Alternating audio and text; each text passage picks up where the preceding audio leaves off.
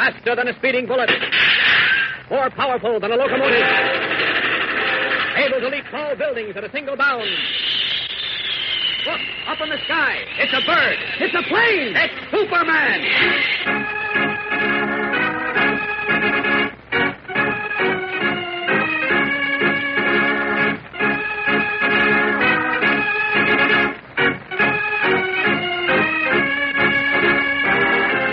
Yes, it's Superman, strange visitor from the planet Krypton, who came to Earth with amazing physical powers far beyond those of mortal men, and who, disguised as Clark Kent, mild-mannered reporter for a great metropolitan newspaper, wages a never-ending battle for truth and justice.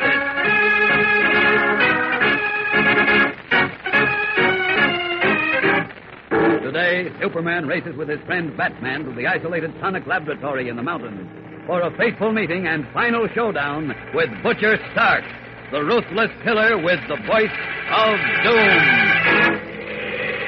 Well, there it is, Batman. There's the sonic laboratory. Dark, Superman. The lab is closed. That's good. I don't want any interference. Do you see Butcher Stark? No, not yet. But when he gets here, I'll give him a royal welcome. Hang on. We're going down.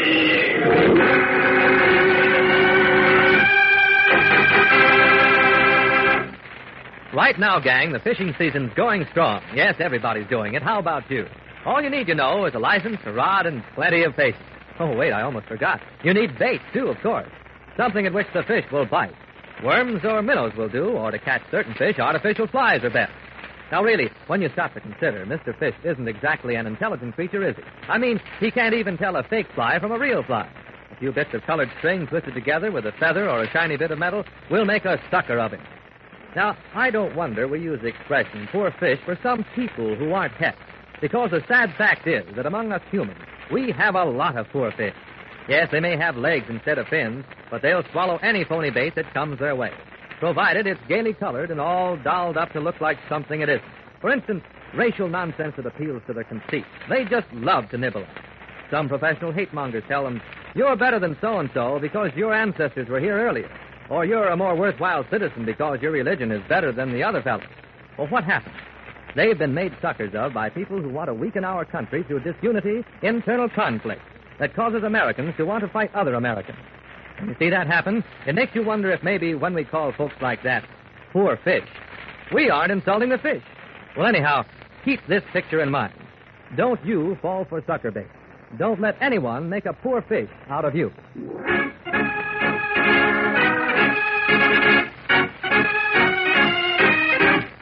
And now, the adventures of Superman. The night air over the isolated sonic laboratory in the mountains is heavy with the threat of violence and death. Jagged streaks of lightning flash warnings, as the booming roll of thunder underscores the promise of disaster. Two men wait in the darkness by the laboratory.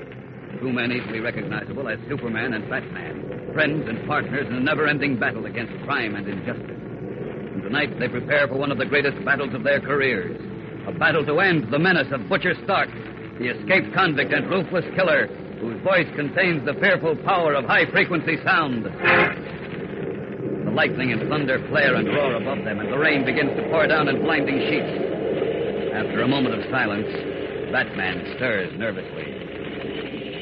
What time is it now, Superman? 2 minutes later than the last time you asked, Batman. Almost midnight, then, huh? Uh-huh. And we've been here for almost 3 hours. I know. Maybe we've made a mistake. Maybe Stark isn't coming here. The plane he chartered crashed near Galesburg, didn't it? Yes, And it wasn't an accident. He killed the pilot and then bailed out. Which means he must have had a reason to land so close to the lab. Yes, I know, but look... He'll show up, Batman. Don't worry.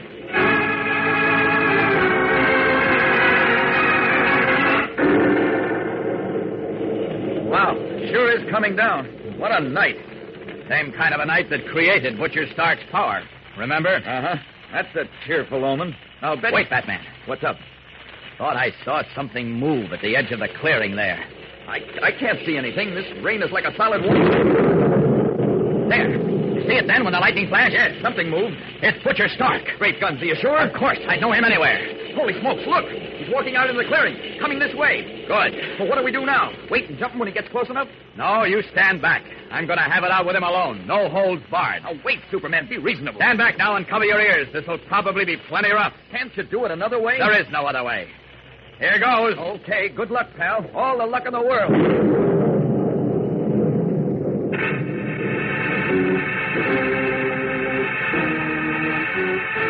As Batman's words echo like a prayer in his ears, Superman strides purposefully into the rain, walking slowly and deliberately straight toward the advancing killer, Butcher Stark. The thunder rolls menacingly overhead, and the lightning flickers in endless chains, throwing a garish blue-white light over the clearing as the two men slowly close the gap between them, making their climactic meeting a matter of seconds. Suddenly, the Man of Steel comes to a halt, and standing with his fists to his hips and his feet wide spread, calls out a challenge. All right, Stark. That's as far as you go. Superman! That's right, Butcher. It's Superman. Where are you? Right here. Get a load of this! I'm still waiting for you, Butcher. Okay, wise guy. Moving around won't help you. This time I'll finish you for good. Go on. Try it.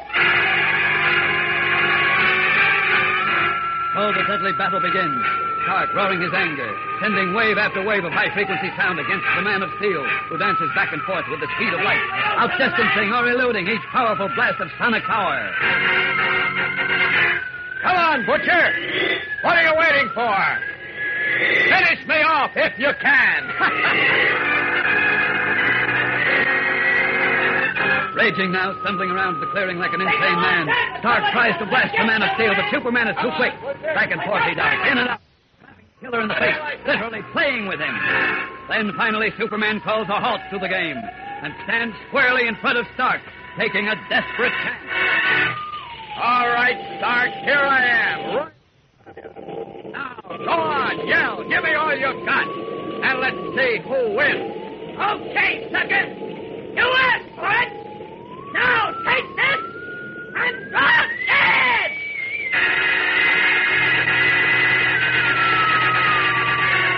Shrieking his fury, Stark sends wave after wave of blasting destructive power at the Man of Steel.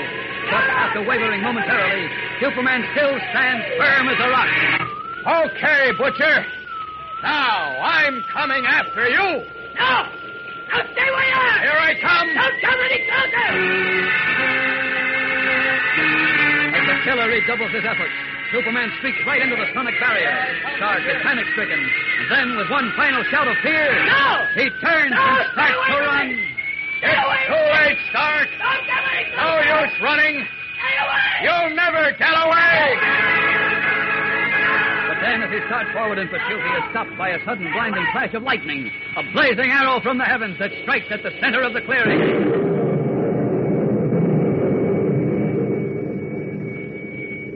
When he finally recovers from the initial shock and starts after the killer again, Superman no longer feels the deadly effect of Butcher Stark's sonic power, and the killer himself is crumpled in a whimpering heap. The act of nature that gave him his deadly power has now taken it from him.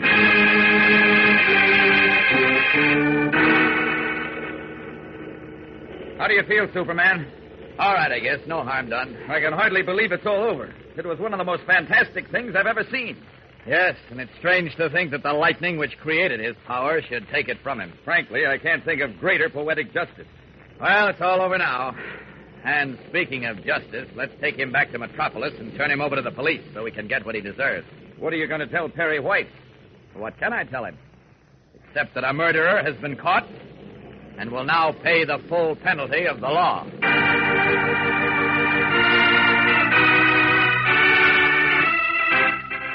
And so another amazing adventure of the Man from Krypton comes to an end. But in just a moment, you'll find out about a surprise that is waiting for Superman. A new and baffling mystery adventure that you won't want to miss. So keep listening. Gang, I'll bet a lot of you have gone hiking in the woods this summer. And I'll bet sometimes, where it's permitted, you've built campfires for roasting wieners or marshmallows or maybe even steaming corn. Well, if and when you do that, make sure of one thing. Always put out your fire before you leave. Because when the wind's up, a tiny spark or a smoldering cigarette can start a blaze that'll destroy hundreds of square miles of timberland. Yes, gang, a tiny spark can be fanned into a forest fire. Well, that holds true for what goes on in our daily lives. We're a healthy, united country, and we all get along together, at least most of us do. But you'll find some troublemakers who fan the embers of hatred and prejudice. They don't want a united country.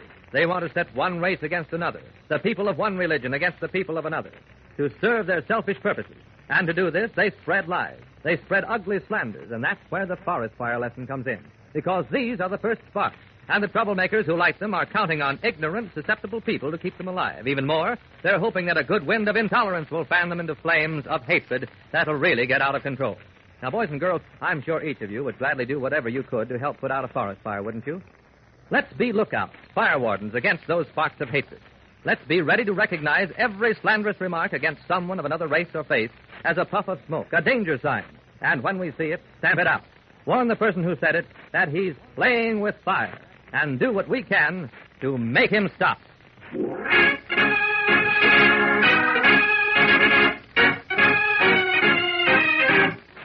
And now, back to the adventures of Superman. Several days have gone by since Superman's adventure with Butcher Stark's Voice of Doom. Now, in his guise and garb of the mild-mannered reporter Clark Kent, he is seated in his office at the Daily Planet when his door opens and copy boy Beanie Martin comes in. Hello, Beanie. Come in. You want to see me, Mr. Kent? Yes, I thought you might be able to tell me where Jim Olsen is. Gee whiz, I don't know, except, well, he went dashing out of here a few minutes ago like as if his coattails was afire. That's so? Uh-huh.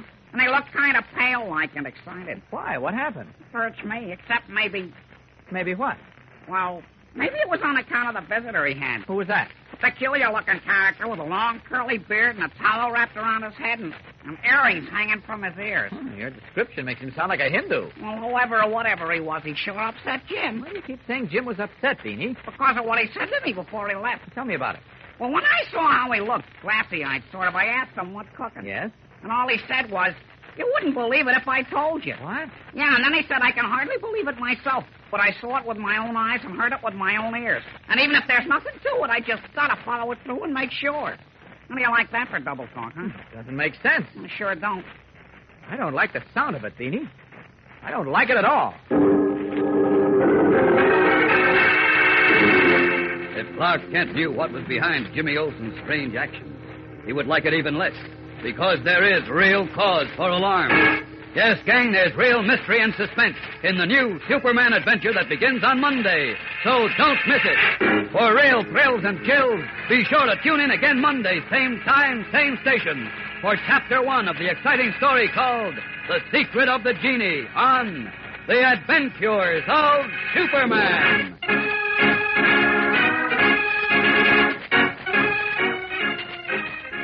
Superman is a copyrighted feature appearing in Superman DC Comics magazine and is brought to you Monday through Friday at the same time. Watch for the Superman Adventure serial soon to be shown at your local movie theater. This program came from New York. Stay tuned to your mutual station for Adventure Parade, which follows in just a moment. And right after Adventure Parade, you will hear Tom Mix and his Straight Shooters. This is the Mutual Broadcasting System. Welcome back. What an awesome finale. Really a tremendous battle between Superman and Butcher Stark. Really epic. It's on the same scale as the final battle with the Atom Man. And overall, it's a solid end to a really good arc. This is one of the better story arcs we've heard on Superman, certainly in the post-war era. There were some pretty good ones back in the early 1940s, but this is very close to the top with just a tremendous story. My big problem with it, again, does come with Batman. Even though, to be fair, this was Batman's best story arc, it was still disappointing in the end the way Batman was handled in that final confrontation. Because Batman's been sitting there the whole time waiting with Superman, and if he wasn't going to need him in the final fight, why was he there? I mean, we always do have to keep in mind this is the 1940s and they had some different ideas. You know, I grew up with, I am vengeance, I am the knight, I am Batman. As opposed to the 1940s approach of, I am here mainly for moral support, I am Batman.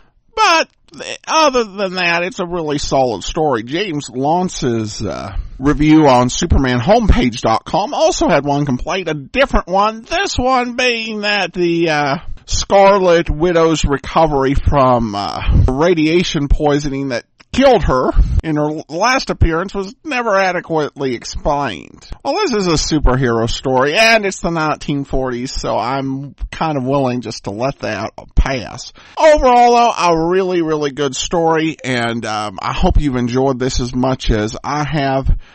Again, really smart writing, some good decisions that we don't typically see from Superman radio stories. So, overall, very high marks on this one, and that's all for now. Join us back here on Sunday. We start a new story arc.